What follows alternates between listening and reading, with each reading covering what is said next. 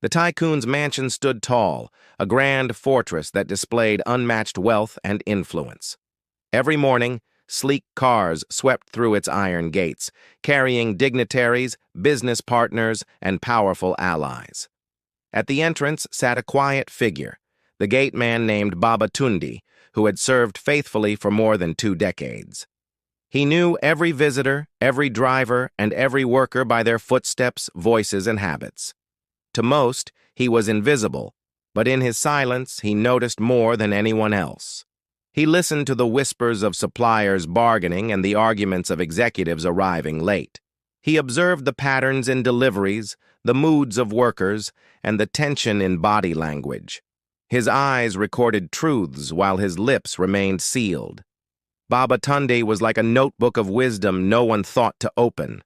The Tycoon, Mr. Kelvin, rarely exchanged more than a greeting with him. In Kelvin's world, gatekeepers were replaceable, unimportant, and beneath the table of decision-makers. Yet Baba Tunde never wavered in loyalty, never missing a shift in his 20 years of service. He rose each morning before dawn, whispered his prayers, and sat alert in his chair. He was not just opening and closing gates, he was studying life. He noticed small cracks long before they widened.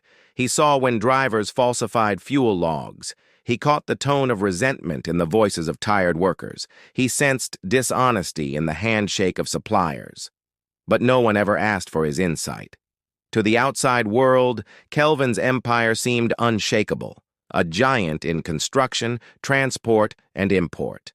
Yet hidden inside the foundation, weaknesses had already begun to spread. Suppliers inflated prices with subtle tricks. Executives made decisions without long-term vision. Workers murmured about unfair wages. Clients quietly whispered their dissatisfaction. The empire glittered, but behind the glow it trembled like glass. One humid afternoon, Kelvin returned home in a fury. A lucrative contract worth millions had slipped away without warning. His foreign partners cited instability in operations as the reason. To Kelvin, it felt like betrayal, a direct strike against his dominance.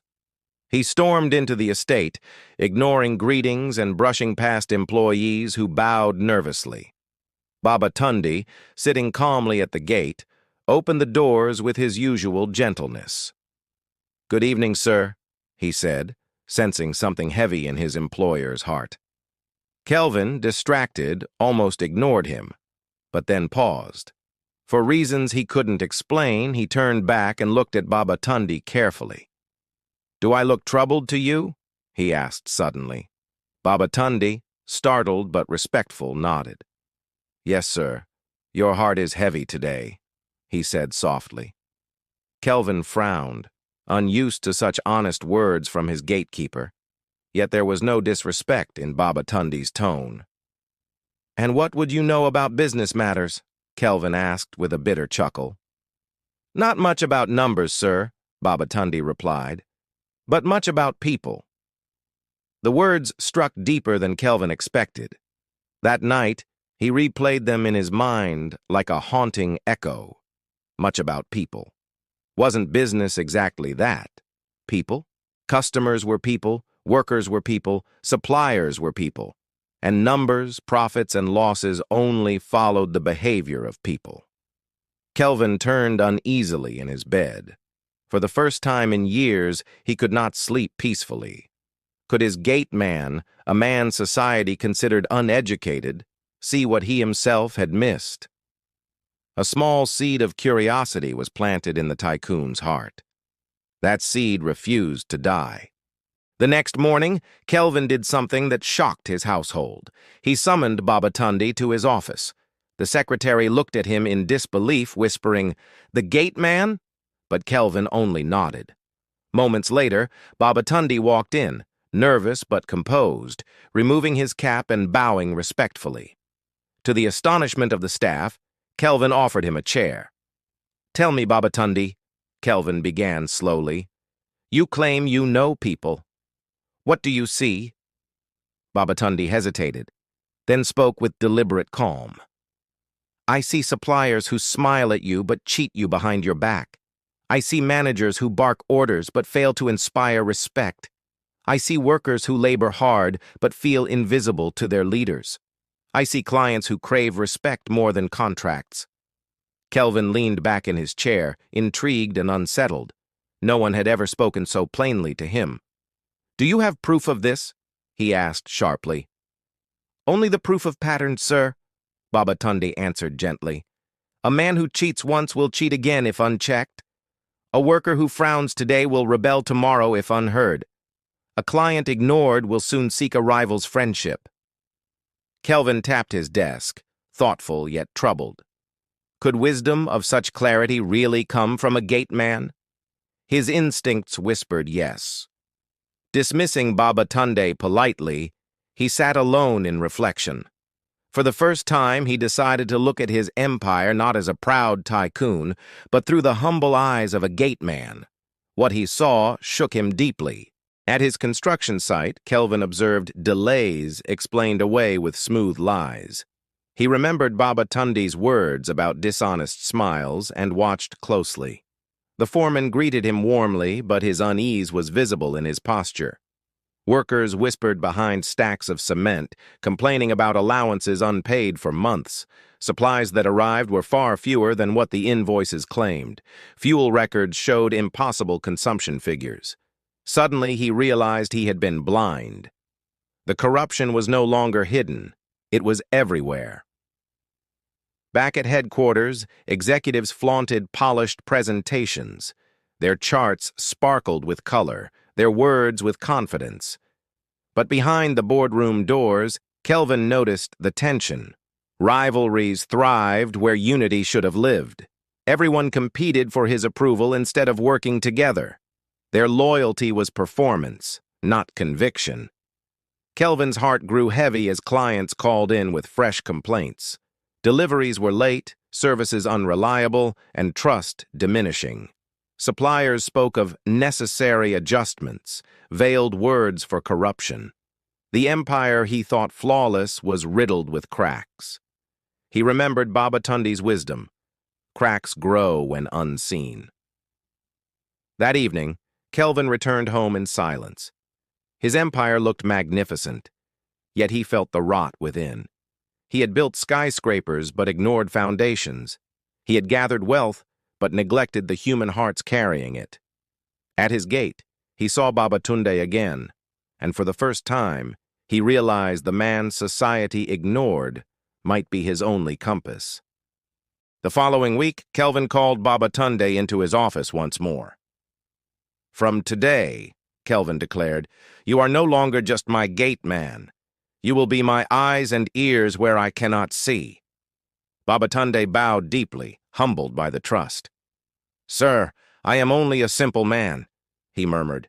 "Yes," Kelvin replied firmly, "but simplicity sees what pride ignores." Babatunde returned to his gate, but his role was transformed. He continued his duties, yet every detail he observed became a report for Kelvin. He noted drivers who delayed without reason. He paid attention to workers whose voices carried resentment. He noticed which suppliers stayed too long with suspicious smiles. He warned Kelvin about visitors who arrived with excessive flattery. Within weeks, the picture of the empire's weaknesses became sharp and undeniable. Armed with this knowledge, Kelvin acted decisively. Dishonest suppliers were dismissed and replaced with transparent ones. Workers' grievances were finally addressed. Executives were reminded that loyalty mattered more than staged performance. Clients were treated with dignity and consistent attention. Slowly, the empire began to stabilize. Hope returned to Kelvin's heart. The mansion still gleamed, but now its foundation was being repaired, all because he listened to the wisdom others dismissed. The gate man had become more than a servant. He was now a trusted advisor, a silent compass guiding a ship back to safety, and so the transformation had only just begun. Kelvin's household staff could not believe the change unfolding. They had always seen their master as proud, distant, and untouchable. Now, he sat at the gate some evenings, speaking casually with Babatunde. Servants whispered that the Tycoon had gone mad, but others sensed wisdom at play. Kelvin himself felt strangely lighter, as if years of blindness were being peeled away. He noticed things he had never cared about before. The gardener's complaints about broken tools revealed how neglected even small tasks had become. The cook's frustration about irregular supplies exposed inefficiencies in procurement. The driver's gossip revealed truths about misused vehicles. Every detail seemed trivial alone but powerful in pattern. Babatunde guided him to see connections where others saw noise. Kelvin began holding smaller meetings with workers at the lowest levels. They were shocked to be asked their opinions for the first time. Fearful at first, they soon spoke freely, pouring out truths long buried. Kelvin listened patiently, something he had not done in years. He discovered loyalty hidden in unexpected places. He discovered discontent disguised as politeness. He began rewarding honesty and punishing corruption. Slowly, trust trickled back into his workforce. Men who once worked without passion now labored with renewed pride. Women who felt invisible now spoke boldly. For the first time, Kelvin's empire began to breathe again. And it was all because the Tycoon listened to the man at his gate. Not everyone welcomed the changes. Executives who once thrived in shadows now found their comfort threatened. Their inflated invoices no longer passed unchecked.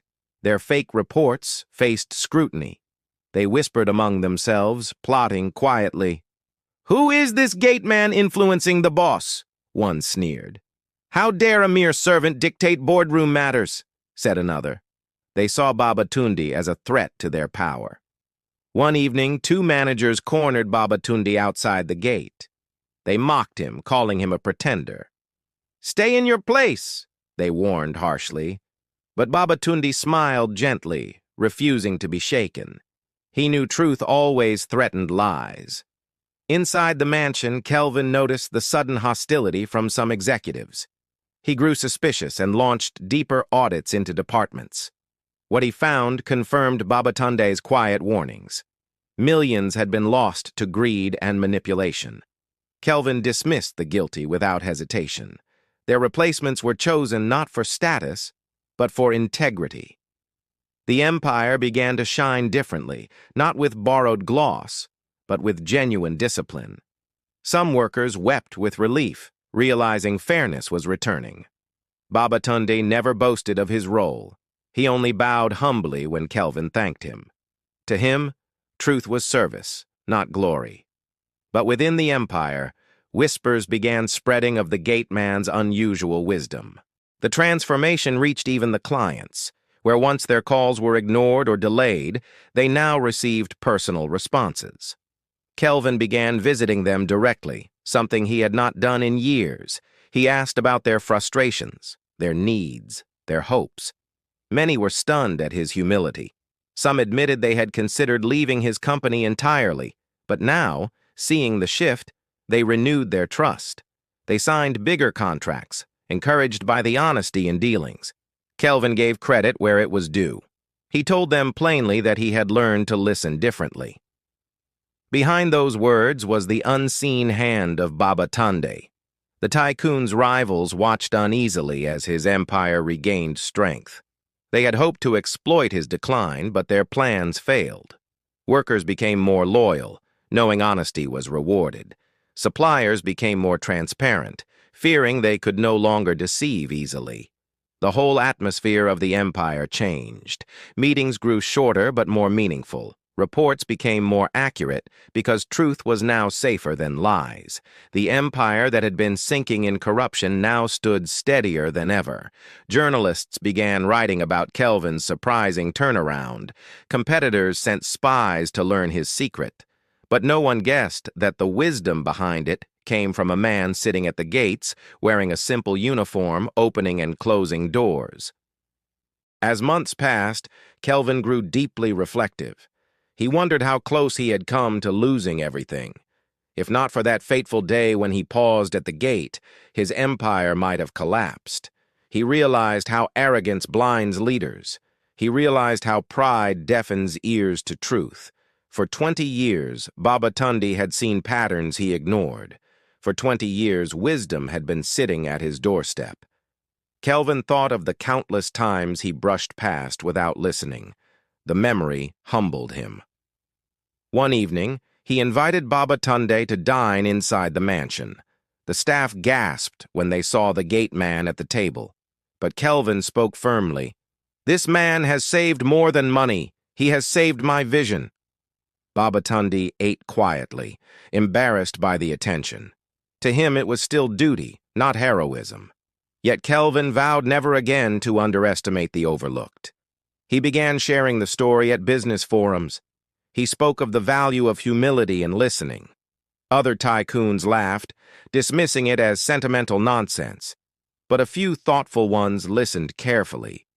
They wondered about the wisdom hidden in their own overlooked workers.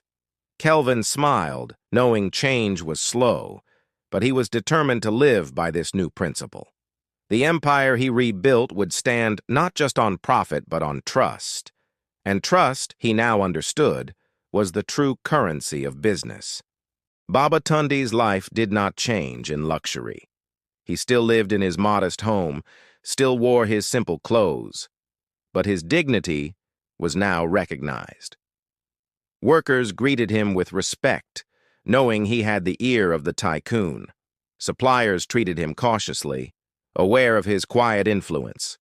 Executives who once mocked him now lowered their eyes. Yet Babatunde remained the same gentle man. He did not seek wealth or status. His joy was in seeing justice return where deceit once ruled. Kelvin, however, saw him differently. To him, Babatunde was not just a gate man, but a guardian of vision. He began calling him the silent counselor. Sometimes they walked through construction sites together.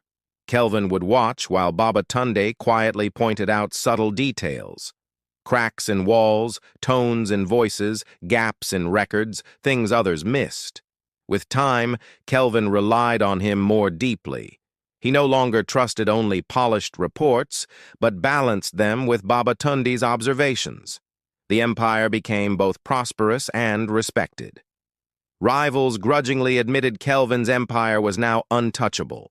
What numbers could not protect, human trust now secured. And through it all, the gate man remained faithful, opening doors every morning, guarding with steady eyes, whispering wisdom only when asked. The tycoon's empire was transformed, but so too was the tycoon's heart. The news of Kelvin's revival spread quickly through the business community. Competitors who once mocked him now spoke his name with caution. His empire was not only surviving but thriving in new ways. Reporters wrote glowing articles about his reforms, though none knew the full story. When asked, Kelvin only said, "We chose to listen more closely." That single sentence puzzled many but inspired a few. Government officials began to notice his renewed influence. Invitations to high-level meetings increased. Yet, despite the attention, Kelvin's mind often drifted back to the gate. He thought of the humility that had opened his eyes. He thought of the man who had been ignored for decades. To him, Babatunde represented a truth larger than business. True strength did not lie in towers of glass, but in unseen foundations. True vision did not come from noise, but from silence. Kelvin began encouraging his managers to visit the workers themselves. He insisted they walk the sites, talk to drivers, listen to clerks. At first, they resisted, clinging to old habits of pride, but gradually they adapted, realizing it built trust. Productivity soared as workers felt acknowledged. Corruption shrank as eyes multiplied. The empire grew not only in size, but in spirit.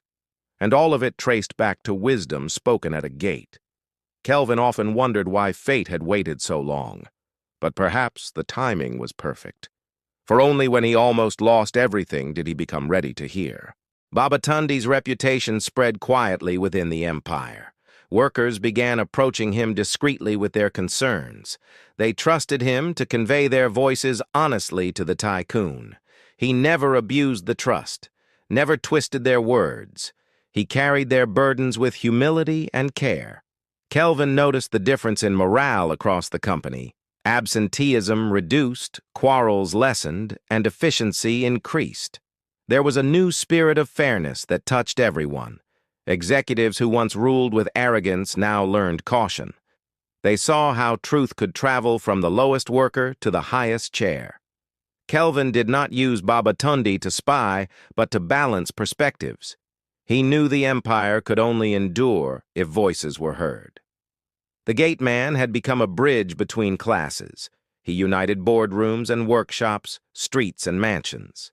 Slowly, resentment transformed into loyalty.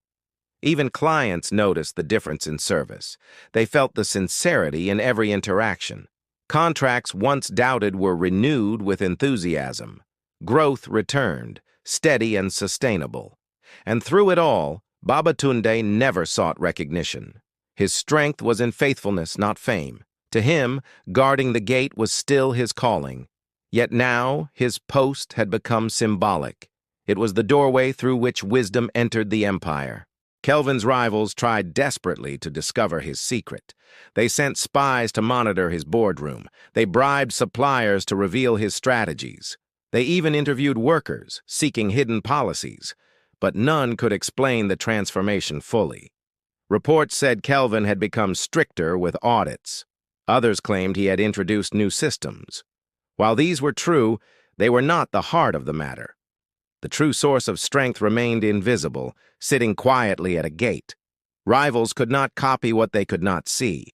They mistook numbers for wisdom, policies for principles. Kelvin, however, knew the truth deeply. He guarded it like a sacred flame. To reveal it openly would invite mockery. Few would understand how a tycoon's empire was reshaped by a gateman's eyes. Instead, he lived the lesson silently. In meetings, he emphasized integrity over speed. In decisions, he considered people before profit. In speeches, he spoke of humility, though listeners missed the depth. But the results spoke louder than words. His empire continued to rise steadily. His rivals exhausted themselves chasing shortcuts, and Kelvin, strengthened by Babatunde's counsel, walked a path of quiet resilience. One evening, after a long day of meetings, Kelvin sat with Babatunde under the old almond tree by the gate. The air was calm, filled with the chirping of night insects. For a while, they sat in silence, watching headlights pass on the road. Finally, Kelvin spoke softly. "Do you know you saved me?" Babatunde shook his head, smiling humbly. "I only spoke what I saw," he said. Kelvin's voice grew heavy. "I was blind in pride. I thought wealth meant wisdom, but I was a fool." Babatunde looked at him kindly. "Wisdom hides in small places, sir. Sometimes in a child, sometimes in a gate." Kelvin nodded, fighting back emotion. He had faced tycoons and presidents without trembling.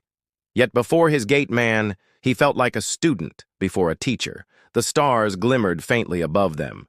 In that quiet night, their bond deepened beyond master and servant. It became friendship rooted in respect. Kelvin realized leadership was not about commanding, but about listening. He vowed never again to let pride silence truth. That moment under the almond tree became a memory he carried always. It reminded him of the night he admitted his greatest weakness. And from that weakness came his greatest strength. Years rolled by, and Kelvin's empire grew stronger. It expanded into new industries with stable foundations. His reputation spread across nations as a man of vision and fairness. Awards and honors filled his shelves, but he remained humbled by his past. At every ceremony, he thought of Babatunde. The gate man remained at his post, older but still faithful. Workers respected him like a living legend. New recruits were told stories of his wisdom. To them, he was proof that greatness could wear simple clothes. Kelvin sometimes urged him to retire and rest, but Babatunde always shook his head. "This gate is my place," he would say softly. And so he stayed, day after day, year after year. The mansion itself seemed to honor him, its gates shining under his watch. Kelvin's children grew up admiring him. They often ran to the gate for advice as much as to their father. Babatunde became part of the family without claiming the title. His presence was steady like the roots of a tree. Through storms and sunshine, he remained unshaken. The empire he helped heal became his legacy, too. Though history books would not mention his name, lives bore the mark of his influence. Kelvin knew the truth and carried it with pride, for he understood that behind every great kingdom stands an unseen guardian. Time moved on, and the empire reached heights even Kelvin had once thought impossible. International partners trusted him because integrity had become his signature. Workers stayed for decades, building careers instead of simply seeking pay. The culture of corruption that once suffocated the company had withered away. Instead, fairness and loyalty breathed through its corridors. Yet even in all this success, Kelvin's greatest joy was not the numbers. It was the peace of knowing his people trusted him. He often said, "A business built on fear collapses, but one built on trust endures." At the core of that trust was the gate man. Though his role was quiet, his presence was powerful. Kelvin introduced policies that echoed Babatunde's wisdom. Managers were trained to listen, not just command. Workers were taught that every voice mattered. Clients felt valued beyond contracts. The empire became more than a business. It became a community. Rivals studied the empire but still failed to replicate its spirit. They did not understand that culture could not be copied from the outside. Kelvin knew this truth and guarded it carefully. In quiet moments, he still sought Babatunde's counsel. They walked through warehouses and construction sites together.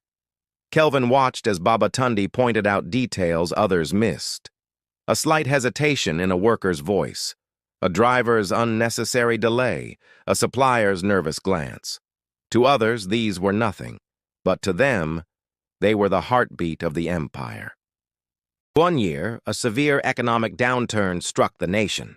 Companies collapsed under pressure and unemployment soared. Rivals who once laughed at Kelvin now shut their doors. His empire, too, felt the weight. Contracts slowed and profits dipped.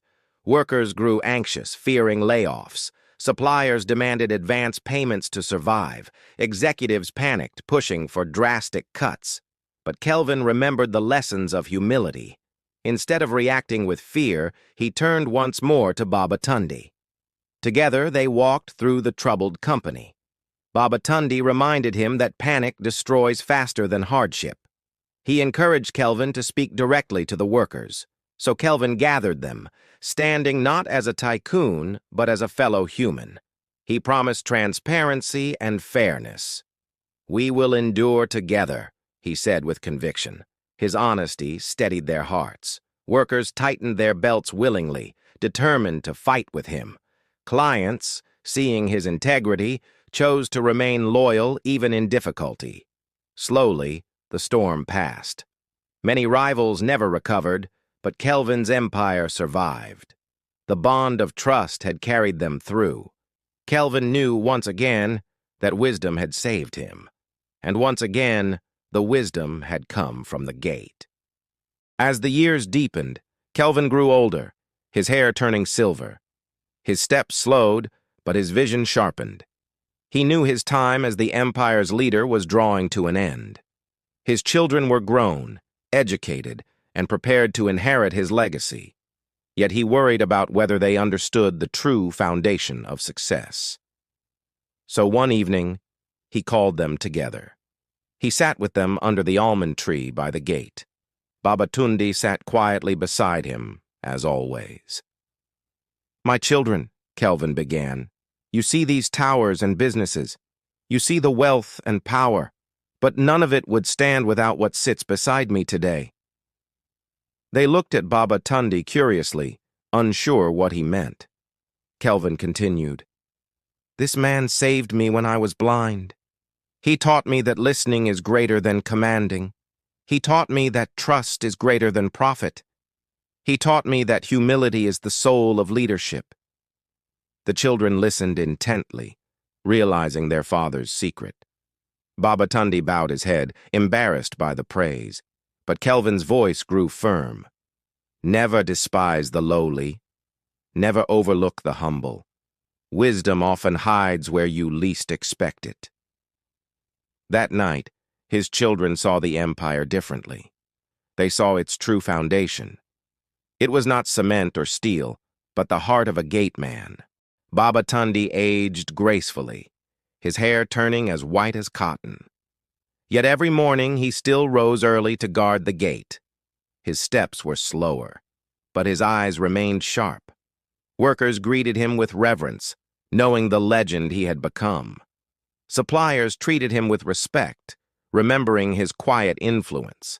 Executives sought his nod of approval before approaching the Tycoon. He had become more than a guard.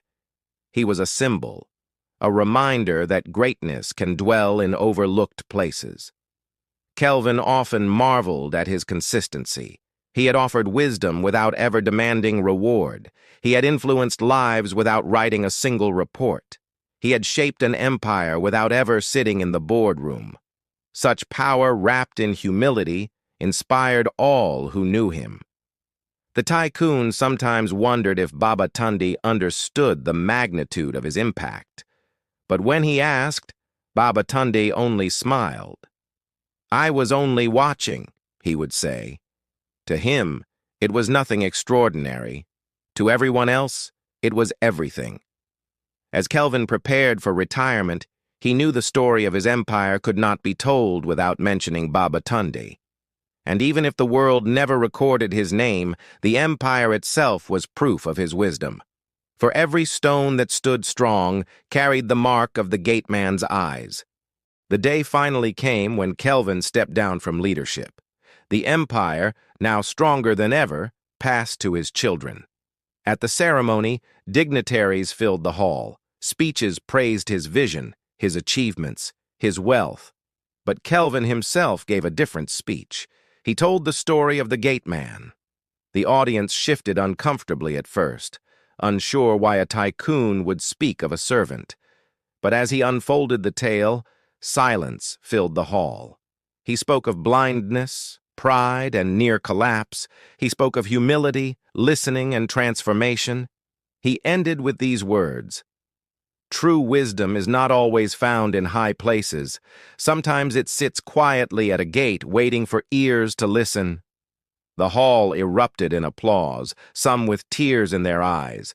Babatunde sat at the back, quietly wiping his face. To him, it was never about honor, but that day honor found him. The empire's story was complete, but its lesson lived on. A lesson that wealth without humility is weakness. A lesson that leadership without listening is blindness. And a lesson that greatness can rise from the humblest place. The Tycoon's business had been transformed, not by strategies or numbers, but by the wisdom of a gateman. And so the tale was sealed in history, forever echoing the truth that unexpected sources often hold the keys to extraordinary transformations.